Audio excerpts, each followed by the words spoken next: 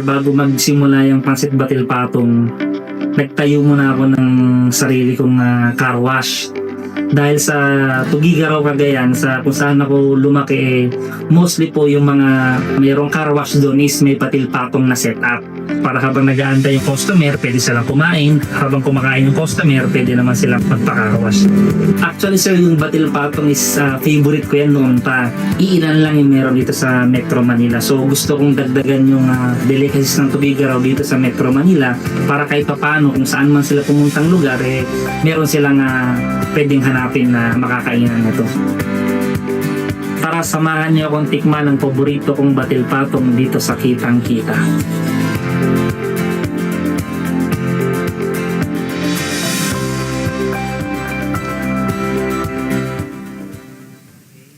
Ayan naman, my friend! Talaga naman mo na-enjoy ng ating mga mami! Ang ipinagmamalaki rito! Diba? Ang kanilang masarap na pansit! Batil patong! Kumusta, te? Nalaglag pa, te. Masarap po. Masarap, ikaw, te. Yes, masarap. Ginagawa mo ng ulap, eh. Yeah. Ginagawa naman talaga natin yung pansit sa kanin, di ba? At syempre, ang pasiuno nito, ating kabarangay na si Ginoong Brian Edward de la Cruz, kasamang kanyang mami na si Mami Rowena. Yes. Ang mami cook natin na si Mami Rowena. Good morning, bro. Good morning po, good morning po sa inyo. Okay, bro, bakit pansit batil patong ang ating naisipang ilutuin? Ikaw ba'y tubong taga Tugigaraw? Yes po, actually taga Tugigaraw kami sir kasi yung cook namin dinala ko po yung Pansit Batil Patong dito sa Valenzuela kasi yan po yung delicacies namin sa Tugigaraw. Pinagmamalaki talaga! Yes. So meaning, ang naglulutong taga Tugigaraw, narito rin dinala. po natin dito. Kamusta naman ang stay mo dito sa Valenzuela, mami?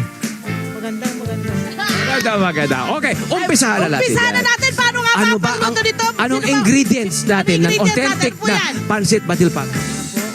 Ayan po, May magigisa mantika po tayo tayo. ngayon ng pork liver.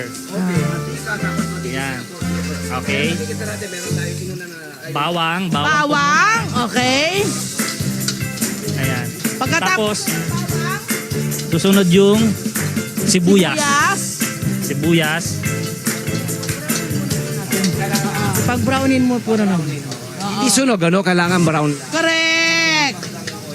Oo. Kunyari na lang po na nag-brown na kasi wala tayo time. Ilalagay natin ang ating atay. Yes, Atay ng pork liver po, pork. liver. Ito ba ang pinagkaiba ng ibang pansit? Meron tayong pork liver sa Yes po, sa Kabagan po wala. Kabagan, wala. Okay.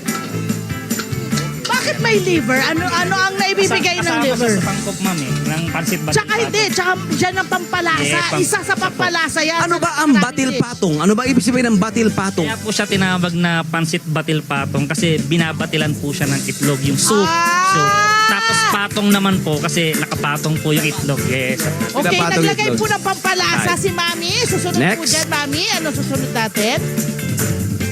Ano yan? Soy sauce. May toyo po. Din po galing po din po ng Tugigaraw, Cagayan yan, yung toyo. toyo? Yes po. Fermented nila yan? Yes po. So, Wow! dinideliver pa po dito yan ng 10 to 12 hours para po makarating. I love it! Yes po.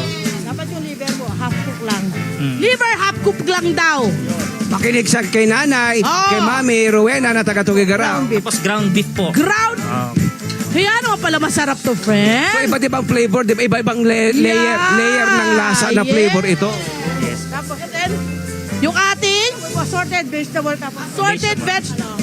Meron toge. Carrots, may toge po, tsaka repolyo. Yan ba ay staple? Yan ba ang hindi yan padil patong kung walang ganyan? Yes po. Ayan na! Grabe rin ito ha, kumpleto to. May carbs, may protein, may gulay, may fiber. Oo! Eto nang susunod natin, pampalasa, syempre, asin. Yan. Seasoning. Set aside po natin ito mamaya. Okay! Yung Sunod na natin yung Pang-topping kasi yan. pang-topping siya. Oo. Okay, ano pong susunod? Kailangan nyo, Nay? Ano kailangan yun? Ilalagyan daw po natin para doon sa ating gulay. Maghihingi ako kay Kuya. Maraming salamat, Kuya. Thank you so much. Ito na, ilalagay po natin ang gulay. Pagkalagay po ng gulay, I'm sure dyan kayo magluluto ulit. Yes po. Friend. i-deglaze ba? Yan talaga ang ano yung sikreto ng Pinoy pagdating sa pagluluto rin eh. Yung kung saan ka nag-isa, doon din po magluluto ng iba pang Gusto ko may natira-tira pang ganyan. Yes! Pampalasa po, pampalasa. Pinagpakuluan po ng buto-buto ng baka. Yes, para mas malasa po. Yun. Kaldo? Yes, kaldo. Tapos lagyan din natin sa Pampalasa rin. Yes. Yan, lalagyan ng pampalasa. Susunod po dyan. pakuwalan po natin. Papakuluin. Tapos ilalagay po natin yung wiki. Okay, ito yung inyong Miki na galing din yes sa... po. Tugigaraw, yes po. Homemade din ito. Yes po, homemade. Sila lang ang meron. Yes po. So yung mga galing po doon, mga suka natin, mga toyo, yan, yung mga noodles, galing po lahat sa Cagayan. Yung garlic longganisa po natin sa topping, fresh from Tugi. Nasaan yung garlic longganisa? Ayun, yung garlic longganisa. Ayun. Shanghai po yan. Ayun. Ang noodles talaga ay gawa sa Tugigaraw. Gano'n na banggit natin, ano? Pero ano yan? Yan by rice or egg? Egg. Opo. Mm. Tapos harina. Na Tsaka ang galing ng ang galing na homemade. Ang galing niyan. Okay. Kunyari nalagay na ho natin yun. Kumulo na siya. Kunyari lagay ho natin yun, Nay. Yan. Nalagay na, Nay. Ayan na. Ayan na. Nilagay na ho natin yan. Ano ang susunod niyo po dyan, Nay? 2 minutes tatanggalin yung tubig. Tatanggalin yung tubig. Oh. Ayun. Atin na. Tatanggalin ulit yung tubig. Alam niyo, Nay, huwag niyo itapon yung tubig kasi malasa. Yan yung kaldo eh. Yan yung sabaw. Yan yung para magpapalasa po. Correct. Pwede pa ulit gamitin yun. Uy, Ayan. lalagay namin yun ng tubig, my friend. Lalagyan po Yan, namin ng broth yan. Kasi may ano pa po yan, sir, mamaya eh. May soup pa. Oo. Yung pinagalutuan niyang noodles ng Mickey. Eh, hindi po kompleto ang batil patong pag wala po tayong soup. Yung sa babatilan ng itlog mamaya. Okay. So, love, yun daw, sabaw na ito na is tinatabi, yun daw ang babatilan ng itlog mamaya. Yan yun. Makinig tayo kay Mami Rowena. Si Mami Rowena OG. Alam niya yan. Sabi niya, ito rin yung sabi niya. Pero ito ang lalagyan ng itlog. Ito ang lalagyan ng itlog. I-scramble Yung natin itlog. mismong noodles pang lalagyan ng itlog. Yung sabaw daw. Babatilan po mamaya ng itlog yan. Aha. Itong kaldo. Okay. Yes Ano ang po. gagawin nyo dyan ngayon sa noodles, ma'am? Lulutuin na lang po, lalagyan na lang po ng... Mga pampalasa. Ayan, pampalasa. Ayan. Sa bagay, madaling maluto yung noodles kasi pre-cooked na yung noodles ito, no? Totoo. Madali mo naman maluto ito. Ayan, nilagyan ulit ng soy po sauce na yan. Yan, galing pampakulay po ng tsaka Tugigaraw. pampalasa. Ayun. Walang alat?